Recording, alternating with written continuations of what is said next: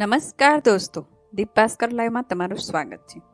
Gujarati film ક્ષેત્રનો જ્યારે સુવર્ણકાળ ગણાતો તે સમયમાં જ્યારે ગુજરાતી ફિલ્મ પડદા પર ફિરોઝ ઈરાનીનું નામ આવે ત્યારે દર્શકોના મનમાં એક ખુખાર ખલનાયકનું નામ અંકિત થઈ જતું અને જ્યારે પડદા પર ફિલ્મ નિહાળતા દર્શકોના હાજા ગગડી જતા. તેમની ખલનાયક તરીકેની છબી એવી છે કે હાલ પણ તેમના જેવો ખલનાયકનો અભિનય ગુજરાતી ફિલ્મ ક્ષેત્રમાં કોઈ કરી શક્યું નથી.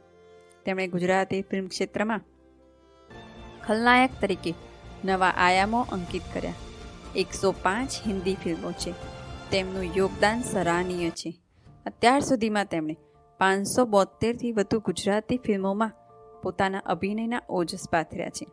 50થી વધુ સિરિયલ્સ અને વેબ સિરીઝમાં કામ કરી રહ્યા છે. તેમની શરૂઆત 1967માં ગુજરાતણ ફિલ્મથી થઈ.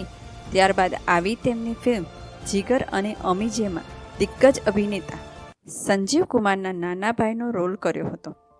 ત્યારથી લઈને હાલ જેકી શ્રોફ અને સૂરજ પંચોલી સાથે પણ અભિનય કર્યો છે. તો ગુજરાતી ફિલ્મોમાં ઉપેન્દ્ર ત્રિવેદીથી લઈને મલ્હાર ઠાકર સાથે અભિનય કર્યો છે. આવા દિગ્ગજ અભિનેતા, ખલનાયક અને ચરિત્ર અભિનેતા ફિરોઝ ઈરાની વિશે એક અનોખો એપિસોડ અમે ટૂંક સમયમાં લઈને આવી રહ્યા છીએ.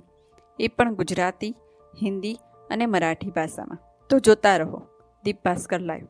તેમજ આ એપિસોડ સ્પોટીફાય, દીપ ભાસ્કર લાઈવ તેમજ દીપ ભાસ્કર મરાઠી પર પણ તમે સાંભળી શકો છો. આપની આસપાસ બનતી દરેક ઘટનાઓ જોવા માટે અમારી ચેનલ દીપ ભાસ્કર લાઈવને લાઇક અને સબસ્ક્રાઇબ જરૂર કરો. અમારી ચેનલ સાથે જોડાવા માટે તથા તમામ પ્રકારની જાહેરાતો માટે સંપર્ક કરો.